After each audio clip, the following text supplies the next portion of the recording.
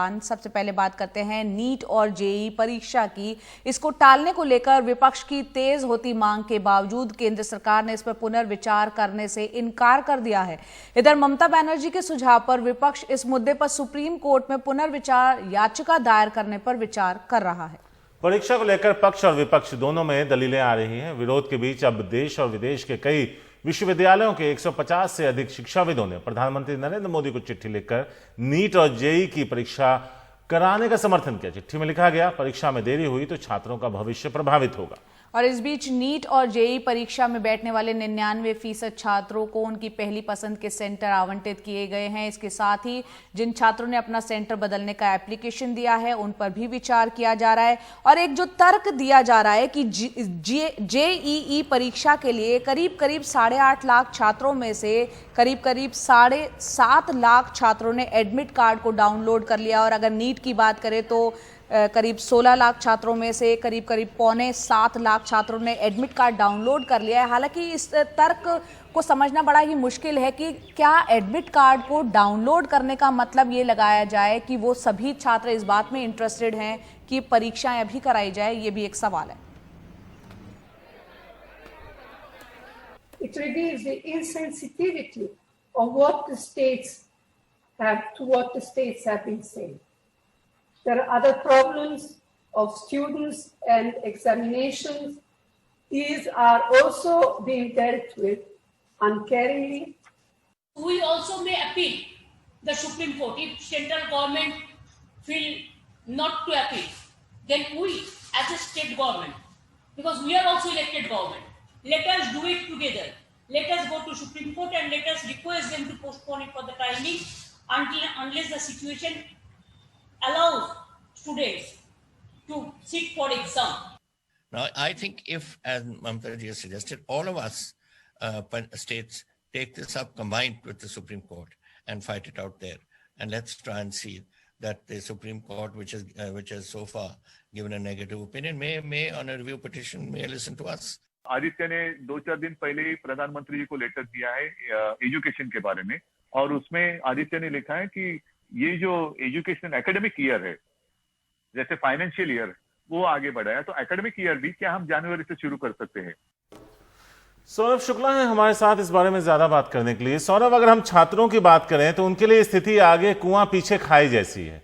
परीक्षा देने जाते हैं तो संक्रमित होने का खतरा है, परिवार भी स्टेक पर आ जाएगा, नहीं देते हैं तो साल खराब हो जाएगा। मेरा सवाल यह था कि सरकार ये तर्क दे रही है कि इतने लोगों ने, इतने छात्रों ने एडमिट कार्ड डाउनलोड कर लिया, जब उन्हें लग रहा है कि सरकार सुनने को तैयार नहीं है तो उनके पास विकल्प क्या बचा था सिवाय डाउनलोड करने के? जी बिल्कुल, देखिए जैसे कि अभी जया बता रही थी, जो रात में डेटा हमारे पास आया है उसमें नीट के भी लगभग 8 लाख बच्चों ने, 15 लाख में से 8 लाख बच्चों ने अपना एडमिट कार्ड डाउनलोड कर लिया था। तो लगातार बच्चे जो है वो एडमिट कार्ड डाउनलोड कर ले, उनके पास ऑप्शन नहीं है, क्योंकि माँ बाप भी नहीं चाहेंगे कि साल खराब हो जाए। किसी तरीके से अपने बच्चे को पढ़ाने के लिए माँ बाप लोन लेते हैं, तमाम कोशिशें करते हैं, तो जाहिर सी बात है उसका साल बचाने के लिए ये सारी कोशिशें माँ बाप कर रहे हैं। लेकिन देखिए शारिक, यहाँ पर ऐसे बच्चे भी हैं और ऐसे अभिभावक भी हैं जो चाहते हैं कि एग्जाम्स हो जाएं। और कल हमने कुछ तमाम ऐसी भी आवाजें हमने सुनाई थी हम लोगों ने अपने चैनल पे, कि जो चाह रहे थे कि एग्जाम्स हो जाएं। लेकिन देखिए सबसे बड़ी बात यह है कि कल जो हमारी बात हुई थी शिक्षा सचिव, उन्होंने यही कहा था कि देखिए एकेडमिक ईयर हम लोग डिले नहीं कर सकते हैं। अगर हम लोग अभी परीक्षाएं करा लेंगे सितंबर में, तो हम लोग नवंबर से पहला सेमेस्टर जो अंडर स्नातक का है उसका शुरू कर देंगे, ताकि हम लोग अगले अगस्त तक दोबारा दूसरे सत्र के लिए तैयार हो जाएं। लेकिन अगर हम लोग फिर परीक्षाएं बढ़ाते हैं और मान लीजिए हम परीक्षाएं नवंबर में कराते हैं तो रिजल्ट आते आते दिसंबर हो जाएगा, और अगर सत्र शुरू करना है तो जनवरी हो जाएगा, जिससे पूरा का पूरा जो एकेडमिक साइकिल है वो खराब हो जाएगा। और विदेशी और तमाम निजी विश्वविद्यालयों ने एडमिशन करा करके क्लासेस भी शुरू कर दी हैं। ऐसे में ये अन्याय होगा उन बच्चों के लिए जो कि सरकारी तंत्र पर निर्भर रहते हैं। ये तमाम दलीलें, और देखिए सबसे बड़ा क्वेश्चन है शिक्षा मंत्रालय के पास, वो सुप्रीम कोर्ट का है। वो हर बार यही बोल देते हैं कि सुप्रीम कोर्ट से हमें हरी झंडी मिल गई। सुप्रीम कोर्ट ने भी कहा है कि बच्चों का साल बर्बाद नहीं होने दे सकते हैं।